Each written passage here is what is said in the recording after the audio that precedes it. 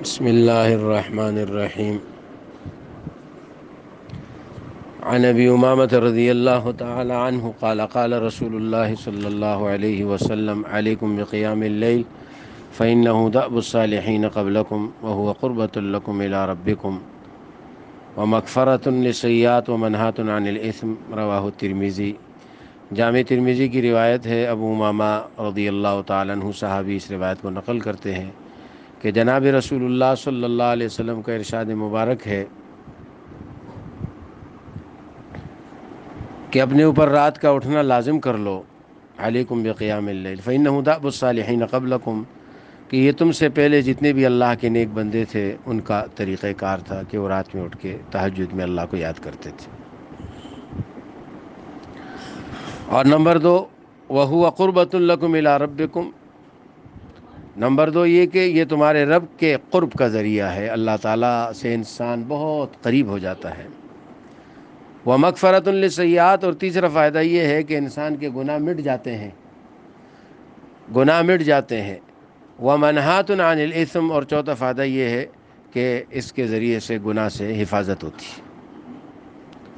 رسول اللہ صلی اللہ علیہ وسلم نے اس حدیث مبارکہ میں تہجد کے 4 فائدے بتلائے۔ نمبر 1، جتنے بھی صالحین اللہ کے نیک بندے گزرے ان کا یہ طریقہ ہے۔ نمبر 2، یہ اللہ کے قرب کا راستہ ہے، انسان اللہ سے قریب ہو جاتا ہے۔ اور نمبر 3، اس کے ذریعے سے گناہ معاف ہو جاتے ہیں۔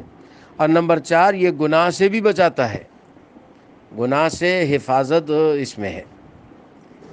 اور دوسری حدیث ہے صحیح بخاری اور صحیح مسلم میں، حضرت ابو ہریرہ رضی اللہ عنہ کی، کہ رسول اللہ صلی اللہ علیہ وسلم نے فرمایا کہ ینزل ربنا تبارک و تعالی کل لیلۃ الی السماء الدنیا، ہر رات کو اللہ تعالیٰ آسمانی دنیا پر آتے ہیں جب رات کا 1/3 باقی رہ جاتے ہیں۔ 1/3 کا مطلب کیا ہے کہ مغرب میں جو ہے وہ رات شروع ہو جاتی ہے۔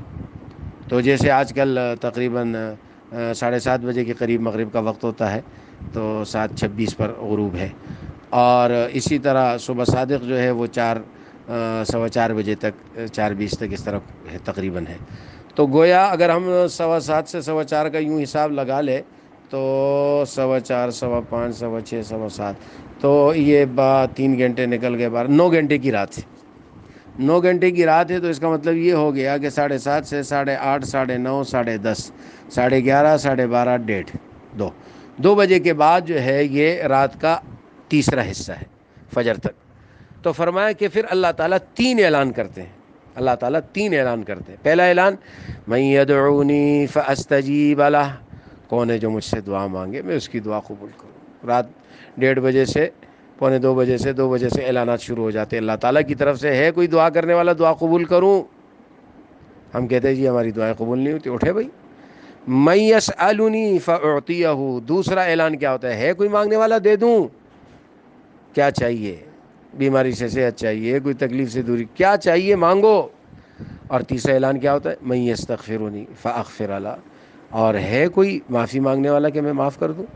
اللہ تعالیٰ کی طرف سے یہ تین اعلانات ہوتے ہیں، ہے کوئی دعا کرنے والا کہ میں اس کی دعا قبول کروں، ہے کوئی مانگنے والا کہ میں اس کو دوں، اور ہے کوئی معافی مانگنے والا کہ میں اس کو معاف کر دوں۔ اللہ اکبر۔ اور ایک حدیث میں نبی علیہ السلام نے فرمایا، ثلاثۃ یضحک اللہ، 3 لوگوں کی طرف اللہ ہنستے ہیں۔ اللہ اکبر۔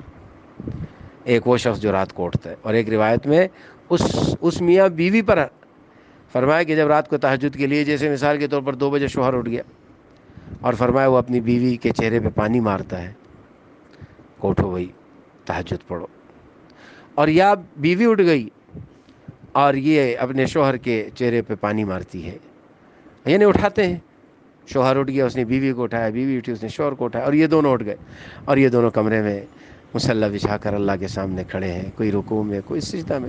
فرمایا اللہ تعالیٰ ان کو دیکھ کر مسکراتے ہیں۔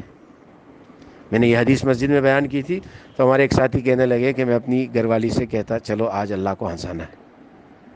اے اللہ، کیا خوش نصیب ہے وہ لوگ، وہ میاں بیوی جو رات کو اٹھ کے اللہ کو یاد کرتے ہیں۔ تو آج جمعے کی مبارک رات ہے، تو میں اکثر ساتھیوں کو کہتا ہوں بھی کم سے کم شب جمعہ میں ہم تہجد کا اہتمام کر لیں، اور شب جمعہ میں تہجد کا اہتمام کر کے اللہ سے دعا کریں کہ اللہ تعالی ہمیں پورے ہفتے کی توفیق دے، پھر پورے مہینے کی دے، پھر پوری زندگی کی دے، لیکن کم سے کم ہفتے میں ایک دن سے شروع تو کرے۔ آج شب جمعہ ہے، میں اپنے آپ کو بھی یہ نصیحت کرتا ہوں اور آپ حضرات کو بھی اس پیغام کے ذریعے سے کہ رات کا اٹھنا یہ انبیاء کی صفت ہے اور اللہ کے نیک لوگوں کی صفت ہے۔